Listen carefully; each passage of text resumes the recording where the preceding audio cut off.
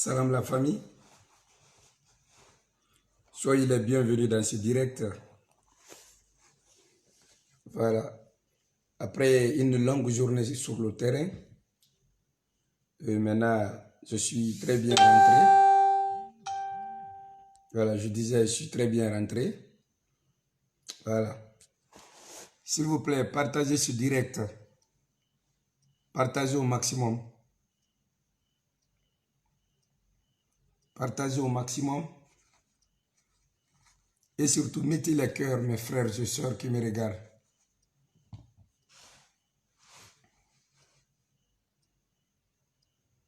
Mettez les cœurs, partagez au maximum. Partagez, s'il vous plaît. Partagez.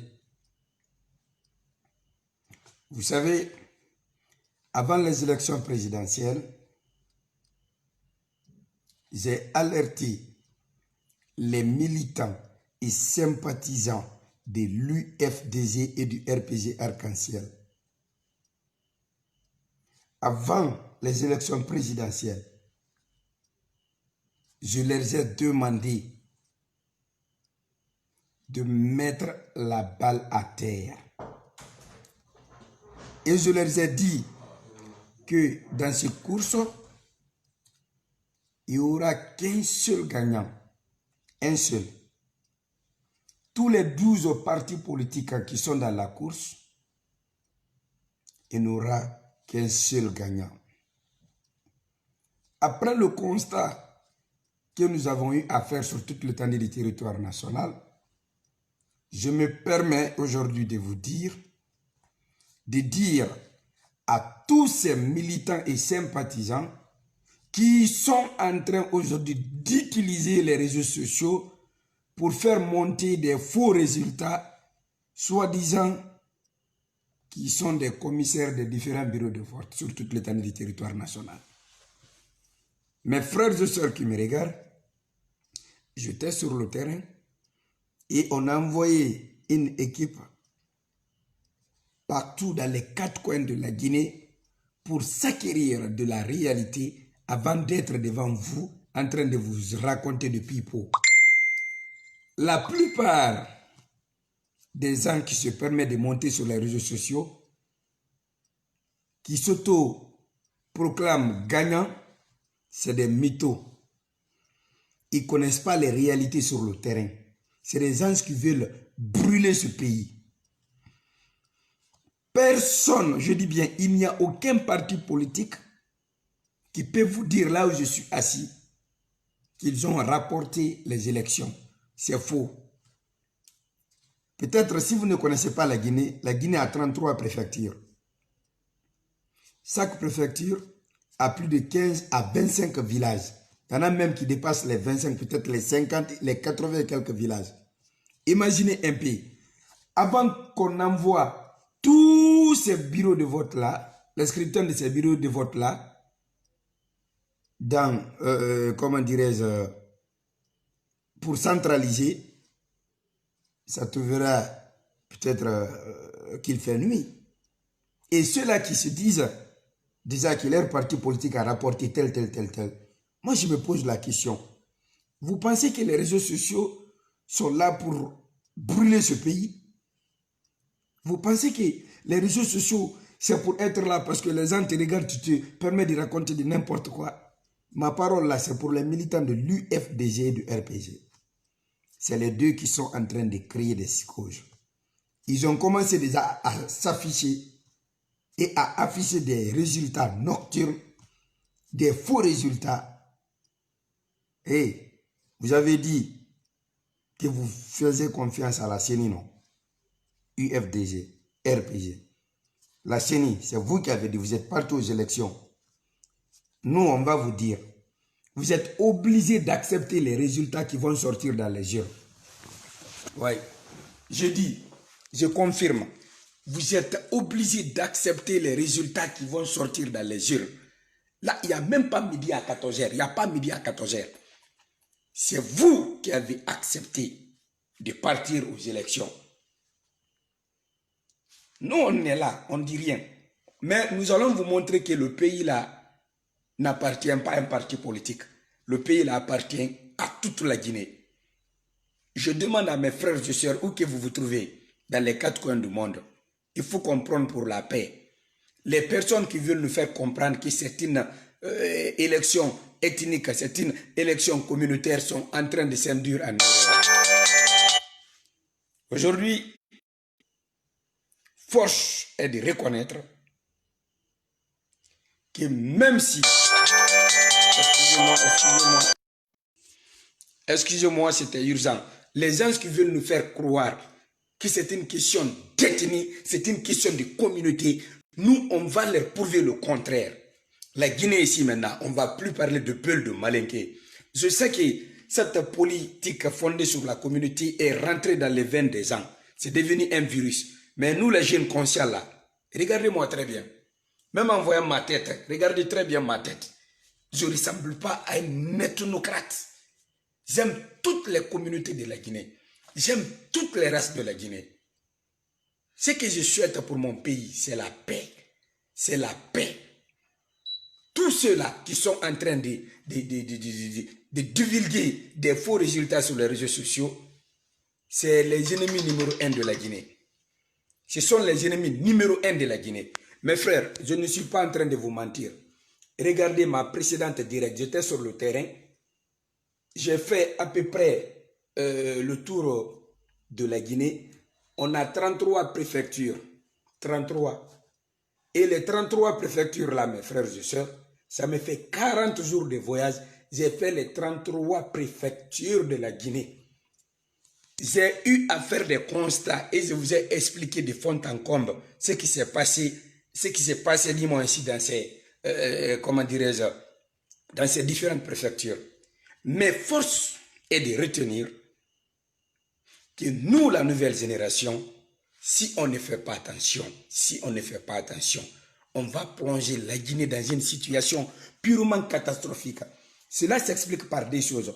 Primo, remarquez très bien la jeunesse guinéenne. C'est une jeunesse qui est inconsciente. Si ce n'est pas de véhiculer les messages à caractère communautaire sur les réseaux sociaux, c'est d'insulter les gens. Et si ce n'est pas ça, tout ce qui est bien, cette jeunesse-là ne s'approche pas de ça. Et remarquez très bien, c'est difficile en Guinée de trouver les jeunes comme moi. Talentueux, célèbres, un peu d'argent à la banque, la célébrité, on ne dit même pas. Je ne peux pas, j'ai plein d'ennemis, mais je suis aimé aussi par les gens. Mais cela ne m'oblige pas à insulter quelqu'un. Cela ne m'oblige pas à véhiculer des messages qui peuvent brûler ce pays. L'amour que j'ai pour ce pays, l'amour que j'ai pour la Guinée, c'est ce qui fait que je bouge. Je prends mon argent, je viens à l'intérieur du pays. Moi, je ne suis pas de la CENI, je ne suis pas, comment dirais-je, un délégué d'un parti politique. Mais ce qui reste clair, je suis un observateur, je suis un Guinéen qui aime son pays et qui veut qu'il ait la paix. Donc, si vous vous trouvez à l'étranger et que vous avez la chance de regarder mon direct, ça c'est une seule chose. Pour le moment, personne n'a gagné. Personne. Et les résultats qui vont sortir de la moyenne Guinée, même dans mon rêve, même si vous n'êtes pas en Guinée, je vais vous faire le sondage, vous allez comprendre tout de suite. Il y a 12 partis politiques. 12. Les 12 partis politiques, il n'y a que 3 partis politiques qui sont implantés sur toute l'étendue du territoire national. Les 3 partis politiques sont le RPG Arc-en-Ciel, l'UFDG et le PADES. Le RPG Arc-en-Ciel a pour fief la Haute-Guinée, qui commence de Dabola jusqu'à Kouré-Mali, frontière entre Mali-Bamako et la Guinée. Deuxième, la Moyenne Guinée, qui est fief de l'UFDG, qui commence de Mamou jusqu'à Guinée-Mali.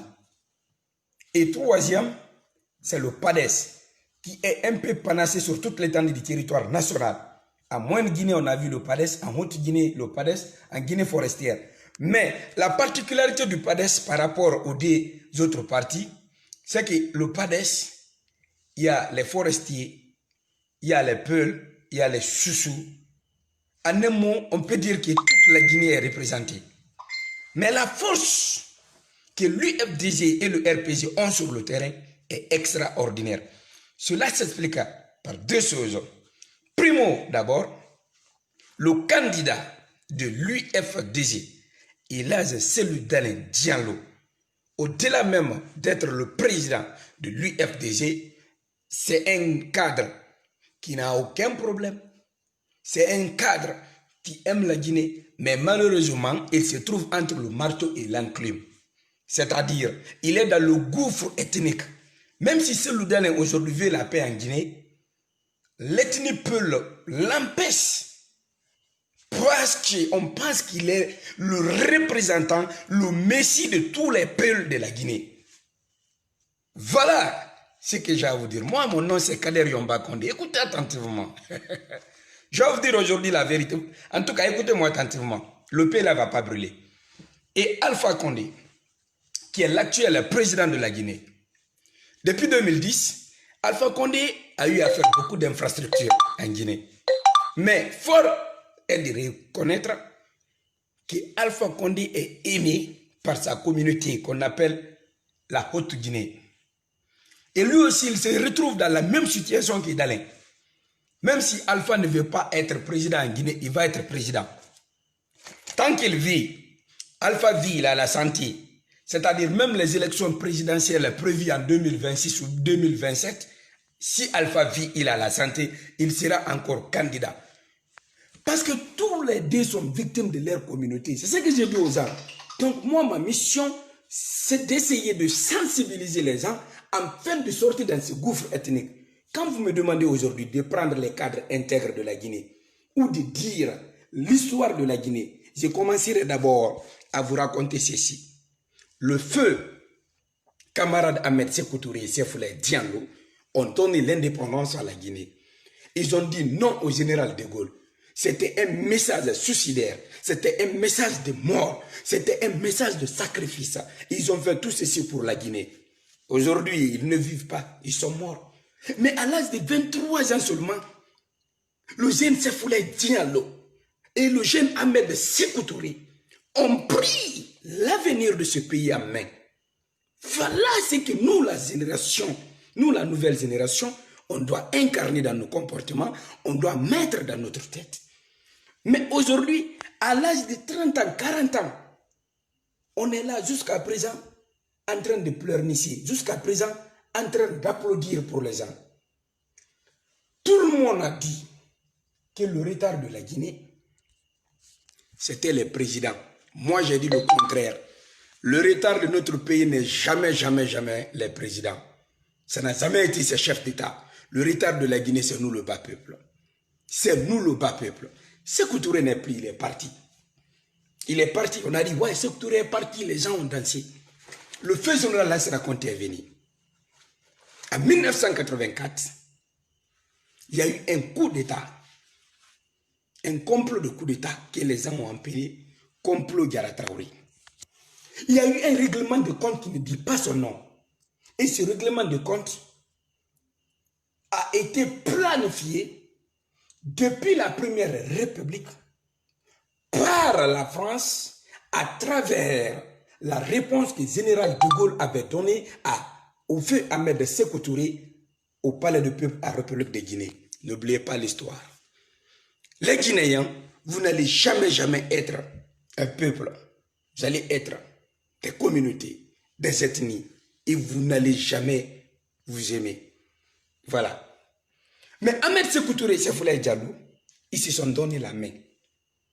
Avec toutes les autres communautés de la Guinée, ils ont dit non.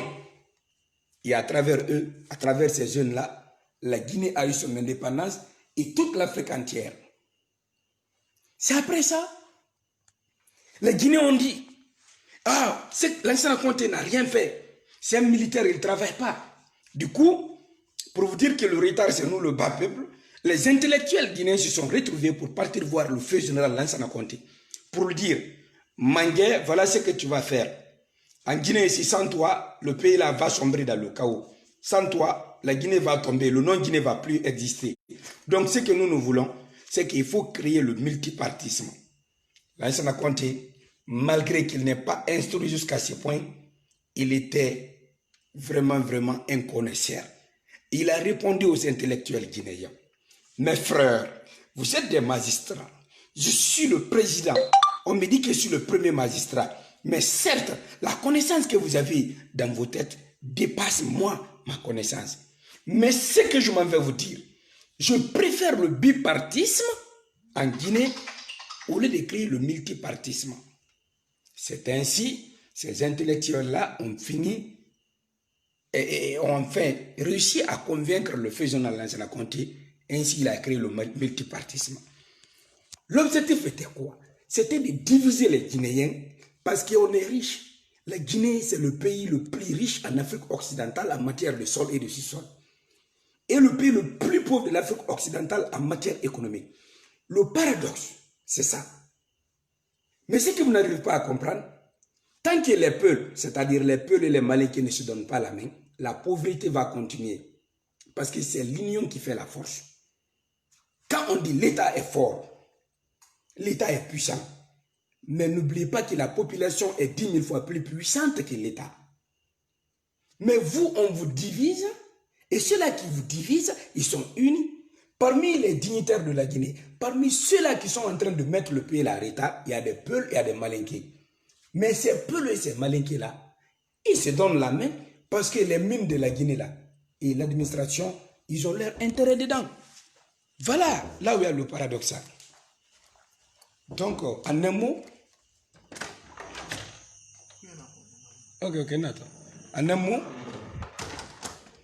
il y a quelqu'un qui a tapé ma porte. En un mot, pour finir ce direct, je m'en vais vous dire de prôner pour la paix. Prôner pour la paix. Mes frères, il n'y a pas plus que la paix dans la vie. Il n'y a pas plus que la paix dans la vie. Ceux-là qui veulent que vous brûlez ce pays-là, ils ont tous leurs enfants à l'étranger. Ils ont tous leurs enfants à l'étranger, sans exception.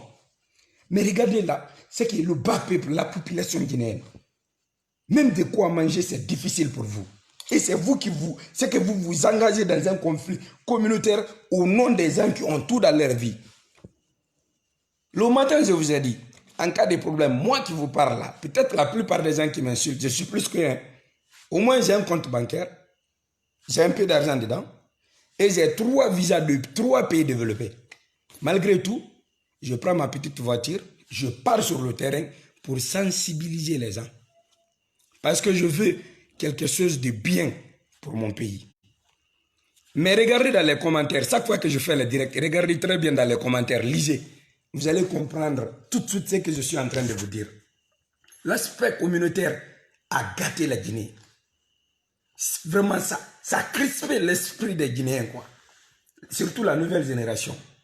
Nous, notre esprit là est crispé. Les gens ne comprennent plus. Les gens même ne croient plus à l'avenir. Donc, s'il vous plaît, à cause de Dieu, arrêtez de publier les faux résultats sur les réseaux sociaux. Laissez la CENI donner des résultats qui sont fiables et vrais. Le résultat va sortir. Gare au parti politique qui va se lever pour dire j'ai été tricé.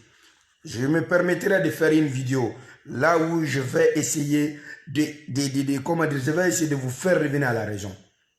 Parce que vous avez accepté que la CENI organise. Vous avez accepté d'être des concurrents. Nous, le bas peuple, on est parti voter. Maintenant, les résultats vont sortir. Pardon, à cause de Dieu, calmez-vous. Quand les résultats sortent là, nous allons savoir qui est le victoire et qui est le gagnant. Et par la suite, c'est la paix qui va régner en Guinée.